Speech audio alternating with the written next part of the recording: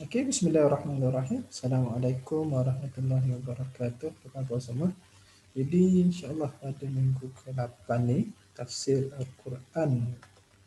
Okey, kita tengok share screen. Okey. Pertama sekali apa yang nak bincangkan adalah berkenaan dengan periksa lah mid-sem minggu depan. Jadi periksa minggu depan, okey, nota ni Ustaz tak pasti sama ada nota ni semua orang ada ke tak. Cuma nota ni Ustaz dapatkan daripada Ustazah Rashidah lah. Okey, Ustazah Rashidah bagi dan Ustaz dah share dah untuk kelas Ustaz tadi di TQB. Ustaz dah share dah nota ni dan dah habis dah bincang untuk mabahas yang keempat dan juga mabahas yang kelima, yang mana dua mabahas ini adalah membincangkan berkenaan dengan soalan yang akan keluar pada minggu hadapan untuk exam. Okey, secara pintas lalu je lah Ustaz Abu masuk satu persatu. Sebab apa? Sebab Ustaz nak sambung yang ayat akhir surah Fatah. Tu Ustaz nak detail sikit lah. Sebab apa sayang jugalah surah Fatah kita tak belajar habis. Okey. Yang pertama sekali kita tengok kepada ayat yang ke-berapa ni? Ayat ke-18 hingga ayat 24. Okey. Al-Mabahasul Rabi' tafsir surah Al-Fatah Bai'atul Ridwan, kisah berkenaan dengan perjanjian ataupun bai'ah ataupun janji setia yang bernama Bai'atul Ridwan yang berlaku ketika peristiwa Hudaibiyah. Okey. Okey, ayat berbunyi laqad radiyallahu 'anil mu'minina idh yubayyi'unaka tahta asy-syajarah fa'alima ma fi qulubihim fa'anzala as-sakinata 'alaihim wa athabahum fathan qariba. Okey.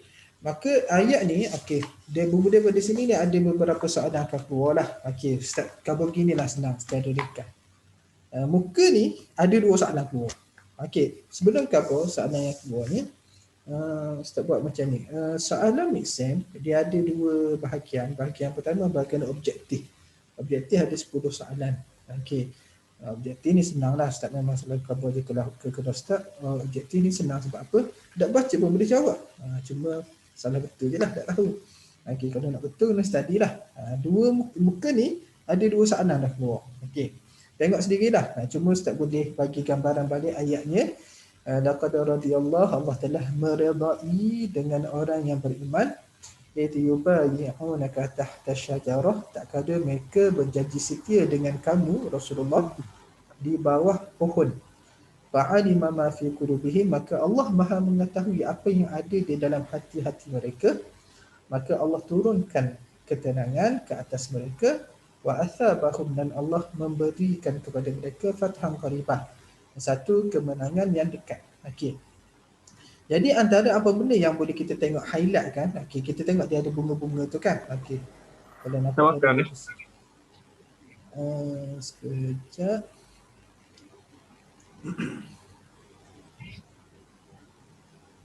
Phosphate. Okey. Ada bunga ni kan? Ada bunga ni antara poin yang disebut lah. Okey, cuma poin yang pertama dia kata lam pada laqad ini adalah lam hiya muti'ah lil qasami. Lam yang bermaksud lam sumpah. Okey, lam sesungguhnya qad telah redha, nak beritahu ni ayat ni betul-betul redha sungguh nak beritahu. Okey, sebab itulah kita panggil qasam lil qasami, untuk sumpah. Di sebenarnya ayat ni demi Allah, sungguh-sungguh Allah meredai kamu. Dia ada setengah haraf sumpah dengan sesuatu yang disumpah tu dihazaf. Yang ni walaupun tak ditulis kita fahamlah. Lam ini adalah lam qasam. Okey. Kemudian poin yang kedua adalah asy-syajarah. Okey. Asy-syajarah disebut asy-syajarah bukan nak cerita syajarah. Cuma poin yang ada di sini adalah silap. Kita tengok dulu lam ini lam muti'ah lil qasam, kemudian dan dinamakan perjanjian ini sebagai perjanjian Ridwan. Kenapa Ridwan? Sebab kalimah radiyallahu ni kira. Perjanjian kita boleh reka nama macam-macam, tetapi daripada ayat ni dinamakan Bai'atul Ridwan sebab ada kalimah Allah redha. Maka ini perjanjian Allah redha. Perjanjian keredaan Allah. Okey. Kemudian poin yang kedua ni tak perlu kita abaikan. Okey, kita tengok kepada yang ketiga. Okey, yang ketiga antara poin yang kita boleh ambil adalah kalau kita tengok pada ayat ni, id yubayi'unaka, diguna fi'il mudhari'. Okey, kenapakah digunakan fi'il mudhari'? Wa ta'biru bil mudhari'. Okey, digunakan ibarat dengan fi'il mudhari' listihdari surati hadhil mubaya'ah, untuk menghadirkan, nampak benda tu secara live. Kan fi'il mudhari' ni kan maksudkan sedang berlaku. Jadi ayat ni sahabat bukannya sedang berbai'ah ni kan, cerita lama dah kan. Tetapi digunakan fi'il mudhari' nak nampak macam benda tu sedang berlaku, untuk menghadirkan gambaran janji perjanjian, janji setia ni. Okey, itu yang ketiga dah. Okey, kemudian kita tengok pada poin yang keempat. Okey, wa qauluhu subhanahu ta'ala tahta syajarah. Okey, tahta apa maksud tahta? Di bawah pohon, di bawah pokok. Okey, tahta ni apa yang di bawah pokok? Apa yang buat di bawah pokok ni? Makan nasi ke buat apa? Okey, maka disebut tahta ni muta'alliqun, dikaitkan, terikat dengan apa? Dengan kata fi'il mudhari' yubayi'unaka. Okey, berjanji setia bawah pokok. Ingat ke waktu apa bawah pokok? Pokoknya berjanji setia. Jadi poin dia adalah muta'alliqun tahta syajarah, muta'alliqun dengan fi'il mudhari' yubayi'unaka. Okey, settle. Kemudian kita tengok kepada muka surat seterusnya, muka surat 21. Muka surat 21 ni ada panjang. Cumanya antara poin yang kita boleh ambil sini ada beberapa poin lah. Okey. Ada ayat yang berbunyi fa'alima ma fi qulubihim fa'anzala as-sakinata 'alaihim wa athabahum fathan qariba. Ada tiga perkara. Allah Maha mengetahui apa yang ada di dalam hati mereka. Allah turunkan ketenangan ke atas mereka, dan Allah memberi pahala, memberi ganjaran dengan kemenangan yang dengan kemenangan yang dekat. Okey. Kemudian ayat dia wa athabahum. Apa maksud wa athabahum ni? Maksud dia a'tahum, memberi kepada mereka, wa manahahum, dan menganugerahkan kepada mereka fathan qariba. Persoalannya, apakah yang dimaksudkan dengan kemenangan yang dekat? Okey, maka yang dimaksudkan dengan kemenangan yang dekat, poin dia adalah kemenangan yang dekat dalam ayat ni. Kalau dah ditanya soalan, apakah yang dimaksud dengan kemenangan yang dekat? Yang dimaksud dengan kemenangan yang dekat adalah Fathu Khaybar. Alladhi kana, kenapa ni bau ni? Salah hijrah ni. Yang mana adalah selepas ba'da sulh Hudaybiyah bi aqalli min syahrain. Selepas perjanjian Hudaybiyah dengan sekira-kiranya kurang daripada 2 bulan. Okey. Kita tengok dulu kisah dia macam mana. Kisah dia berlaku gini. Kisah dia, Ustaz bagi gambaran secara umum dulu. Kisah dia adalah Nabi dan sahabat pergi ke Mekah. Okey, untuk menunaikan umrah. Okey. Tetapi apabila nak menunaikan umrah, orang musyrikin Mekah tahu Nabi nak masuk, maka orang musyrikin Mekah ni nak halang lah. Okey, bila nak halang, nak cuba nak bunuh, maka Nabi dan para sahabat pitah kot lain, maka berhenti di Hudaybiyah. Okey, maka bila berhenti di Hudaybiyah ni, sahabat dan Nabi pun berbincang lah macam mana ni, kena ejah ni, kita bukan nak pergi perang ni, tak ada bawa senjata perang pun, kita bawa pedang seseorang je, pedang untuk panggil sebagai lambang kemegahan lelaki Arab saja, bukan untuk perang sangat. Okey, maka sahabat dan Nabi pun bersetujulah untuk hantar Saidina Uthman ke Mekah untuk beritahu kami datang ke Mekah ni untuk buat umrah, tetapi bukannya untuk berperang. Okey, maka dia hantarlah. Bila hantar, Saidina Uthman dak balik-balik. Okey, bila dak balik-balik ni, itu jadi ada orang dengar kata Saidina Uthman kena bunuh ni. Hantar senyap je. Sebenarnya bukannya kena bunuh, cuma orang musyrik ke Mekah ni tak tahu nak buat kan. Sebab apa? Sebab apabila Saidina Uthman mari nak bagikan, sebab salah juga, nak bagikan tak ada juga. Jadi dalam ditahan je Saidina Uthman. Okey, bila tahan tu terjadi rumor yang mengatakan Saidina Uthman dibunuh, maka mereka pun berjanji setialah dengan Nabi. Tak boleh jadi ni, Saidina Uthman kena bunuh, kita sepakatlah, kita kena tebuk balik, kita kena apa lagi, kita sebut sebagai tuntut baliklah atas kematian Saidina Uthman ni. Maka sebab itulah berlakunya Bai'atul Ridwan. Okey, bila berlakunya Bai'atul Ridwan, nak nak pergi serang ke Mekah, maka orang musyrik Mekah sedar dah, ni salah ni, silap perancangan. Maka dia lepas cepat-cepat Sayyidina Uthman. Bila lepas Sayyidina Uthman, dia hantar delegasi dia untuk bincang dengan Nabi supaya peperangan tidak berlaku. Maka di situlah berlakunya perjanjian Hudaibiyah. Perjanjian Hudaibiyah ni apa? Perjanjian gencatan senjata. Okey, kita jangan perang lah. Lama mana jangan perang? 10 tahun jangan perang. Okey, maka setujulah. Dan antara perjanjian lain adalah tak boleh masuk Mekah lagi tahun tu. Kalau nak bagi buat umrah, tahun depan. Okey, maka para sahabat ni rasa sedih lah. Sebab apa? Sebab jalan jauh daripada Madinah. Nak sampai Mekah dia, nak masuk Mekah dia, dekat dah nak masuk Mekah. Sampai di Hudaibiyah je. Tetapi dia halang. Maka ada sesetengah sahabat rasa sedih lah. Okey, sebab itulah Allah kata wa athabahum fathan qariba. Okey, tak apa, tak boleh masuk pun Mekah tahun ni, Allah akan bagi satu kemenangan yang dekat. Okey, apa kemenangan yang dekat tu? Okey, balik nanti selepas ada je perjanjian Hudaibiyah ni, balik nanti kamu boleh pergi serang Yahudi yang berada di Khaybar. Okey, Yahudi yang berada di Khaybar ni, dia ni memang musuh orang Islam di Madinah lah. Cuma apa? Cuma dia orang Islam Madinah tak boleh nak serang, tak berani nak serang Yahudi di Khaybar ni, sebab Yahudi di Khaybar ni ada kita panggil ada perlindungan lah daripada musyrik Mekah. 3 puak lah kita ingat. Tapi semua orang Islam di Madinah tak boleh nak serang puak Yahudi di Khaybar. Sebab apa? Sebab ada perlindungan daripada musyrik Mekah.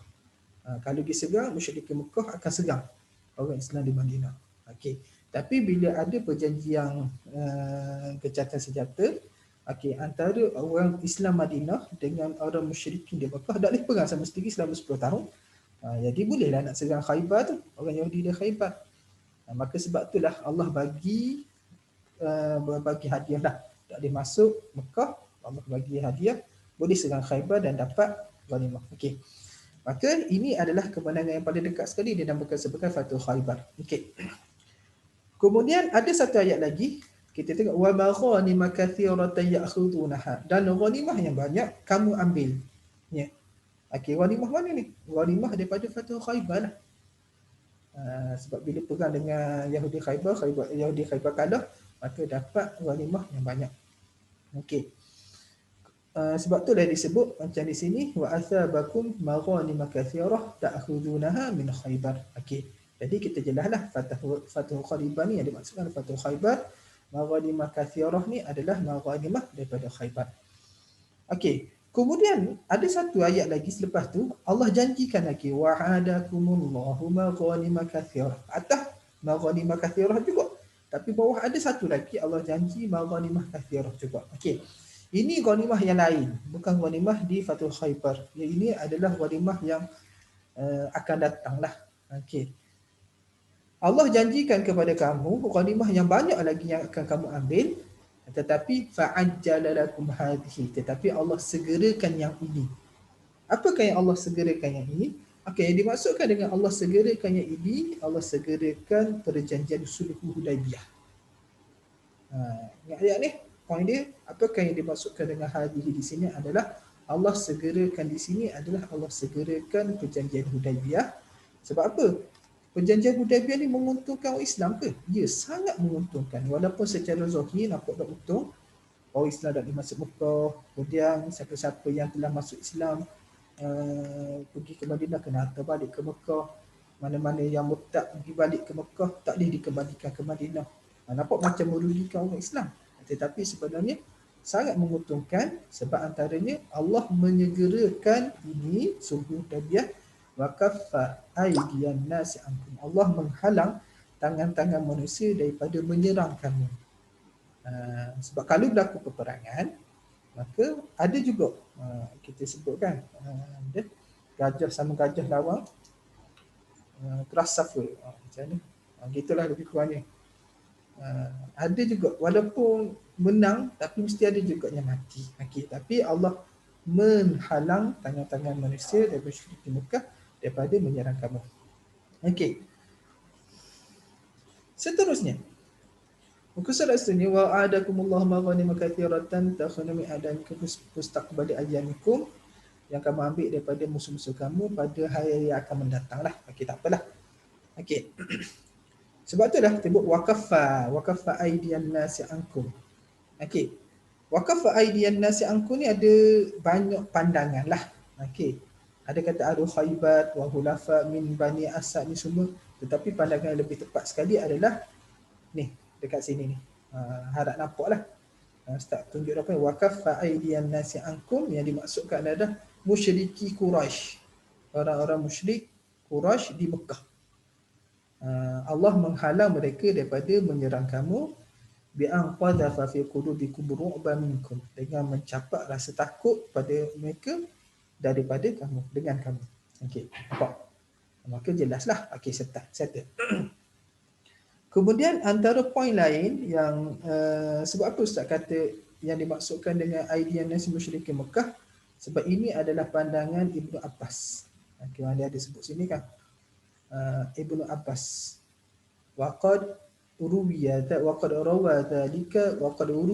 dhalika an Ibnu Abbas. Kemudian dekat bawah ni ada sebut wa yabdu lana, dan jelaslah bagi kami bahawa pandangan ini yang dikatakan oleh Ibnu Abbas adalah yang paling tepat. Okey, settle. Kemudian ayat bawah sekali ada sambungan wa ukhra lam taqdiru 'alaiha qad ahata Allahu biha wa kana Allahu 'ala kulli syai'in qadira. Okey, dan ada satu lagi kemenangan yang diberikan kepada orang Islam. Apa yang dimaksud dengan ukhra di sini? Ukhra di sini adalah Fathu Mekah.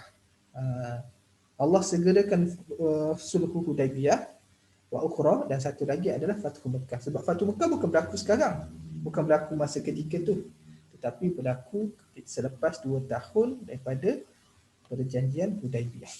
Okey. Muka surat 23. Dia sebut wa ukhra, yang dimaksudkan dengan ukhra di sini adalah Fathu Mekah ni.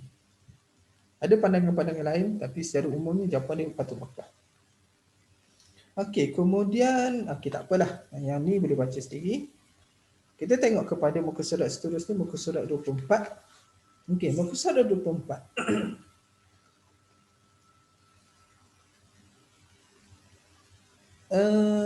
Walau qatalakumul ladina kafaru, kalaulah orang kafir menyerang kamu, laul adbar, nescaya berpalinglah belakang mereka. Laul adbar, apa maksud dengan berpaling belakang? Kalau orang kafir serang kamu, nescaya dia berpaling belakang. Ini adalah tauliyatul adbar kinayah. Ini antara kita sebut sebagai balaghah dalam Al-Quran lah. Berpaling belakang adalah sebagai satu sindiran ataupun satu kinayah yang memberi maksud kekalahan. Kalau tidak paling belakang, lari lah, maksud lari ataupun kalah. Li'annal munhazima, kerana orang yang kalah, yu'ti zahrahu, akan memberi belakangnya liman intasara alaihi.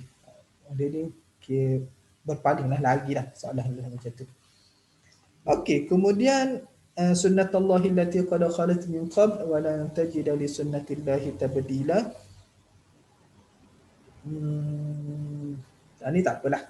Ada berkaitan dengan bahasa Arab di sini, kaedah bahasa Arab. Tak apalah. Kita tengok yang next. Okey, kemudian ada lagi Allah kata wallazi kafa aydiyahum. Allah juga menghalang tangan-tangan mereka daripada kamu dan tangan-tangan kamu daripada mereka, daripada menyerang mereka. Okey.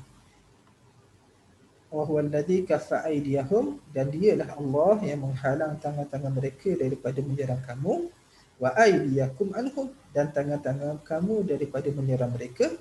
Di mana? Di batni Makkah, di perut Mekah. Apakah yang dimaksudkan dengan perut Mekah? Batni kan perut kan? Apakah yang dimaksud dengan perut Mekah? Min ba'di an adfarakum alaihim, selepas Allah memberi kemenangan kepada kamu ke atas mereka. Okey.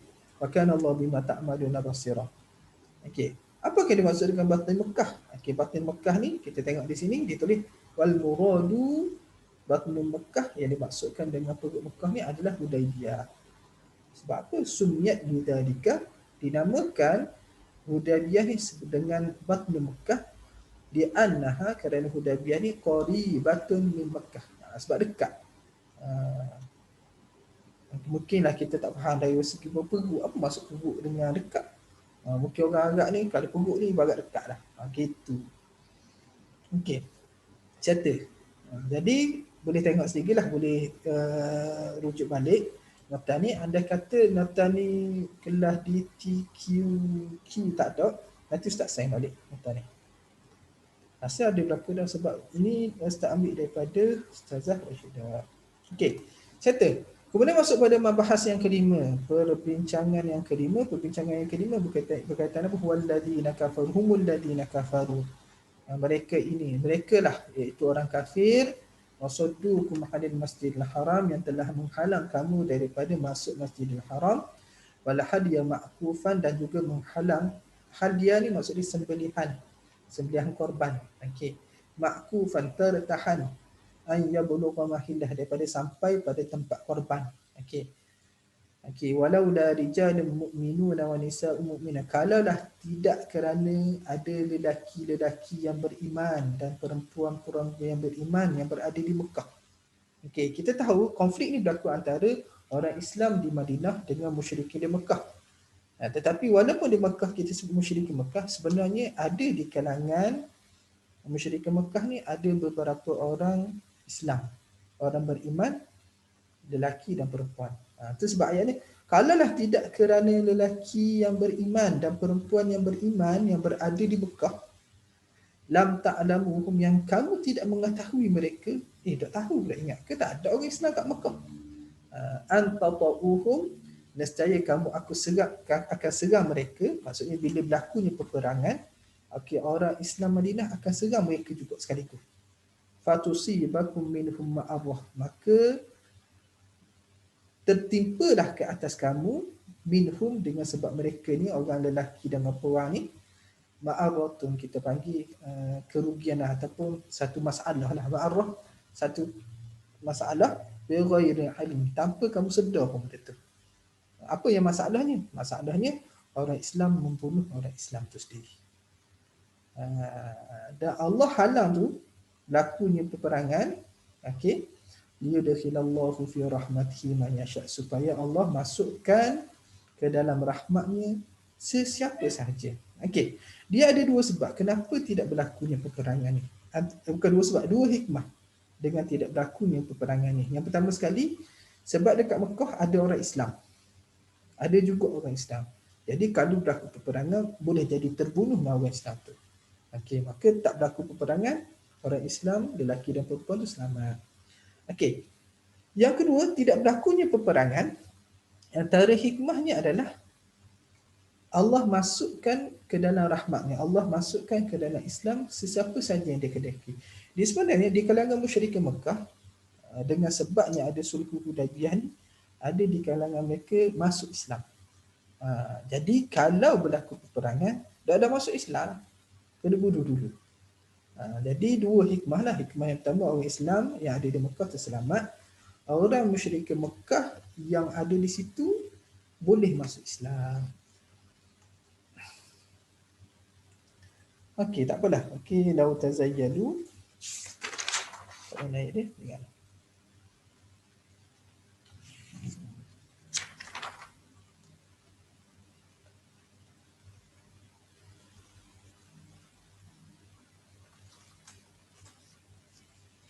Okey. Lau tazayyadu ni maksud kalau lah dapat beza lah. Kalau dah perasan, kalau tahulah ada beza di Mekah tu orang Islam dengan orang kafir, na'adzabna alladhina kafaru, nescaya kami akan azab orang kafir. Nescaya berlakunya peperangan dan kami akan matikan orang kafir, azab orang kafir dengan azab yang pedih. Okey, sebab tak tahu, lau tazayyadu, sebab tak tahu beza siapa yang orang Islam, siapa yang tak orang Islam. Okey. Okey, antara poinnya adalah humul ladina kafaru wasuddukum. Mereka lah orang kafir yang menghalang kamu. Siapakah mereka yang menghalang orang kamu? Jawapannya adalah musyrikun Mekah.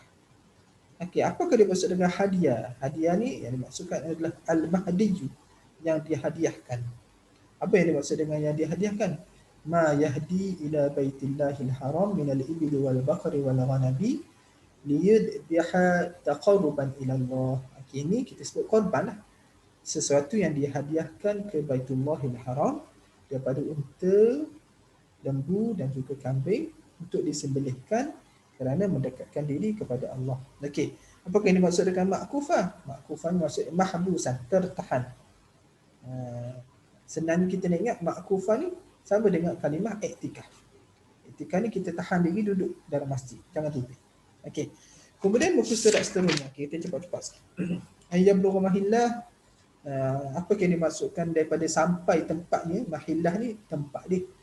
Yang dimaksudkan dengan tempat sembelih ni adalah ai makanahu alladhi yudbahu fihi, tempat yang disembelih padanya iaitu mana? Mina. Okey. Kemudian yang bawah tu tak apalah, boleh baca sendiri. Okey, kita tengok poin seterusnya, nak cepat-cepat kan? Okey. Kemudian ada ayat kan?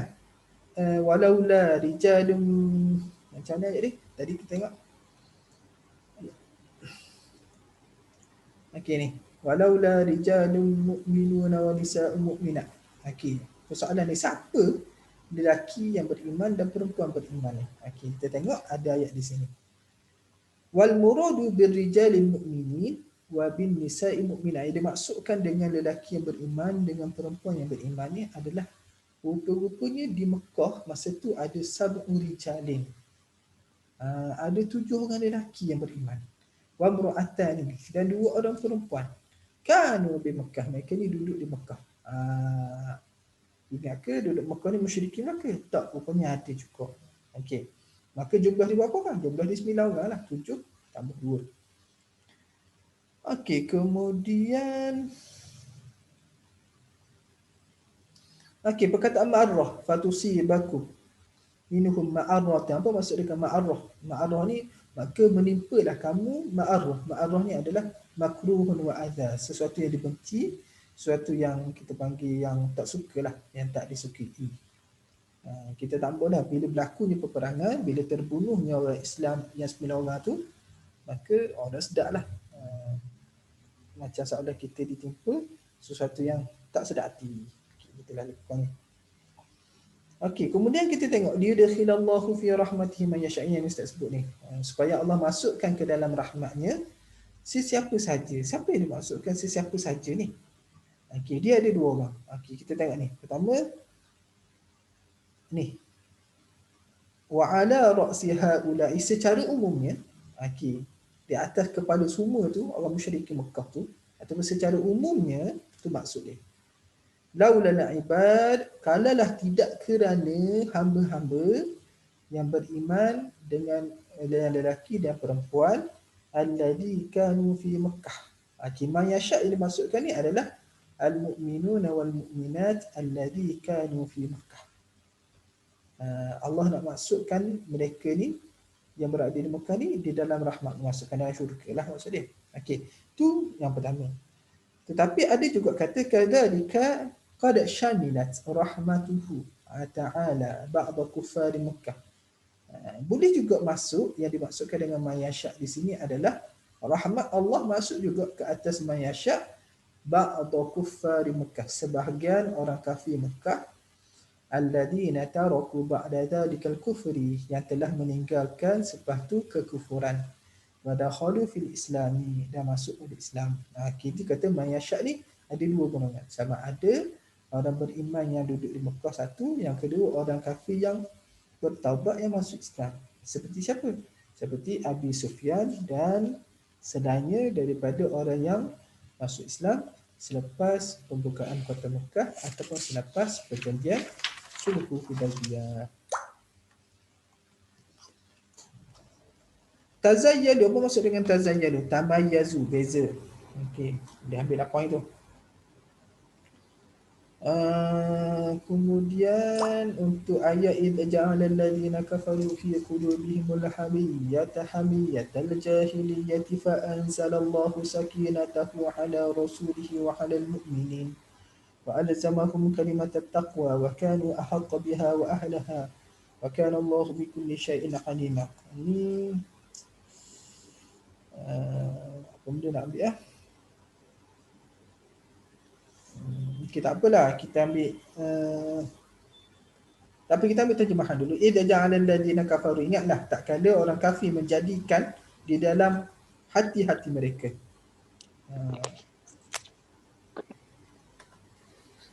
Tak kala orang kafir menjadikan di dalam hati-hati mereka hamiyah, kesombongan. Kesombongan macam mana? Kesombongan orang bodoh, kesombongan orang jahiliyah. Tak guna tak guna tak guna akal lah. Ikut nafsu je kita sebut. Okey. Ketika mereka sombong, orang kafir ni menjadikan mereka ni sombong, Allah turunkan ketenangan ke atas Rasul dan orang beriman. Okey. Jadi ada dua puak. Orang musyrik Mekah sombong. Orang Islam tenang. Okey, dua puak yang berbeza. Hak ni gong, yang kedua ni orang Islam ni tenang. Okey. Wa alzamahum kalimat taqwa. Lebih lagi Allah menetapkan orang beriman ni dengan kalimah takwa. Okey. Maka wa ahaqqa biha wa ahliha, dan mereka ni diberi layak dengan ketakwaan dan orang yang selayaknya, orang yang mempunyai keahlian dalam ketakwaan mereka.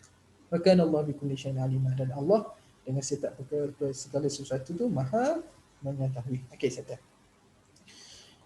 Itu secara umum. Cuma antara poin yang ada dalam ni yang mungkin keluar soalan ni lah. Wa alzamakum kalimat taqwa. Sebab orang lain tak ada ni. Orang lain semua bab-bab dia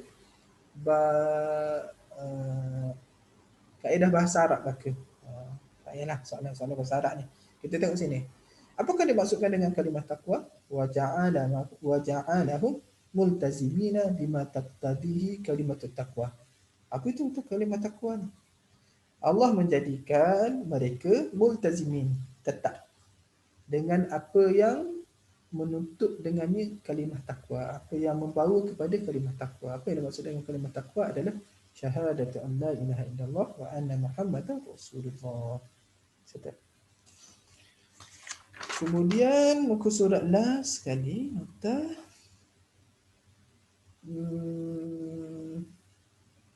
tak ada lah, yang lain tu semua kita sebut sebagai balaghah ni lah. Fa'il dengan fa'il, ja'ala, anzala, maf'ul, ja'ala, fa'anzala, aliyah dengan sakinah. Ini kalau dalam balaghah kita sebut sebagai muqabalah. Kita panggil itibak, muqabalah. Muqabalah perbandingan. Orang kafir dia jadi begini, orang Islam dia jadi begini. Situasi orang kafir dia gini, situasi orang Islam dia dibuat perbandingan. Maka selesailah berkenaan dengan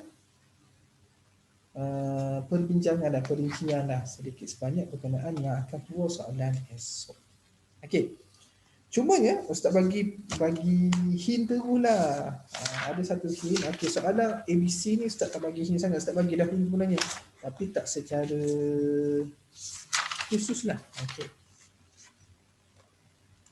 Cuma soalan objektif ada berapa? Ada 10.